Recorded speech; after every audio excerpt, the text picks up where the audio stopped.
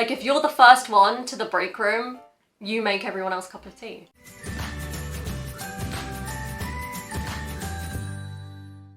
Minasan, konnichiwa, squishytalk e yokoso. Okay, today's video is going to be an interesting one. Yeah, me and Taro actually discussed this quite a lot. Let me tell you what it is. So it's work differences between the UK and Japan. And we were pretty shocked to find that there's actually more similarities than there are differences. But yeah, we will get into that. But before we do, don't forget to like and subscribe if you like videos like this one. And then let's begin. Okay, so the first difference we have here is overtime. So some of you probably know that in Japan, you're kind of expected to work overtime. It's just a thing here. It's fine to work overtime. If anything, it's kind of weird if you don't. In the UK, it's the total opposite. Companies do not like it when you work overtime because they have to pay you and they don't want to have to pay you any extra than they already do. Yeah, it's actually kind of seen as a bad thing. So if you have to work overtime, it means you have bad time management skills.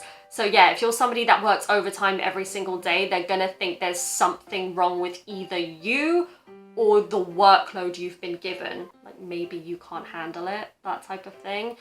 So yeah, typically we don't like it when you work overtime. Also, I've noticed in some companies there's kind of a rule. So if you stay behind at work for 1 hour, you won't get paid. But anything after an hour, then they'll start to pay you. So we have rules in place like that to kind of discourage overtime unless it's absolutely necessary. Because obviously there are some situations where you have to, but yeah, definitely not a good thing if you're doing it regularly. All right, so number 2. This one is something that me and Taro have been discussing for a while just to figure out the differences, and that is annual leave. So in the UK, on average, and this is different depending where you work, but on average, you get 28 days annual leave, including public holidays. So that's like 20 days plus 8 days public holiday. Taro, it's a bit different in Japan, isn't it? Yeah, it is. So in Japan, we basically get 20 days as a paid leave per year. Yeah. And we can carry on to the next year up to 40 days. Okay. This is basic. So it might be different from you know company by company. Okay, but you have 16 public holidays in Japan, don't you? Yeah, 16. Yeah. So technically, it's what, 36 days per year.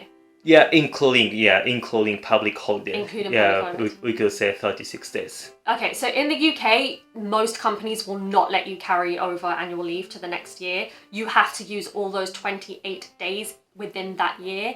We have this use it or lose it policy. So I remember in a couple of my jobs, I actually had to say to my boss, can you just book me random days of vacation because I have nothing planned and I know I have to use them. So yeah, we can't carry it over. We absolutely can't. And the reason for that is if you accumulate a lot of days of annual leave and then you decide to take it all at once, it's kind of inefficient for the company because then they're going to need to find someone to take your workload whilst you're gone. So it's kind of like a safety thing, I guess. But in Japan, that's not really an issue, is it? Because a lot of people don't use... Most people don't use it. Yeah. Interesting difference. Okay, so the next one we have is tea break. I know. Yeah, in the UK, if you're lucky enough, some companies let you have a tea break. So there was one company I worked for where we had a 15-minute tea break in the morning, an hour for lunch, and then a 15-minute tea break in the afternoon. I then worked for another company when it was just in the morning, and then a lunch, and then after lunch you work all the way through. But you don't have that in Japan, do you? No, we don't. Do you actually drink the tea during the tea break? Yeah. Or just break? Oh, okay. Yeah. Tea or coffee. Tea or coffee. Mm. Okay, so you guys have like time just for drinking tea or coffee. Yeah. But it's good because it's nice to bond with your colleagues in that time as well. Yeah. You make them a cup of tea. Like if you're the first one to the break room, you make everyone else a cup of tea. Yeah.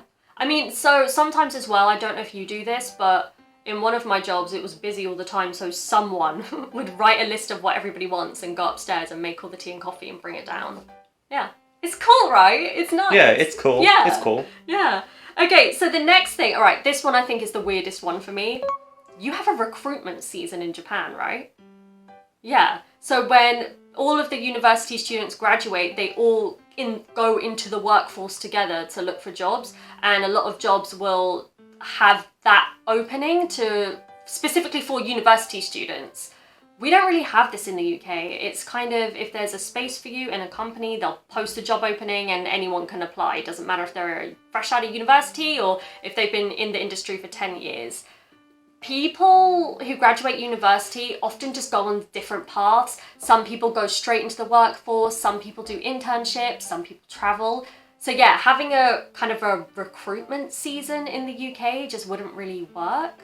But yeah, in Japan it's different, right? You have like an opening. Yeah, it's totally different. So they start at the same time. Yeah. I mean, it makes sense actually, because then I guess you give university students a chance to get into a decent company. Yeah, they support their student to, get a job. So I think this is the most like efficient way to find a job.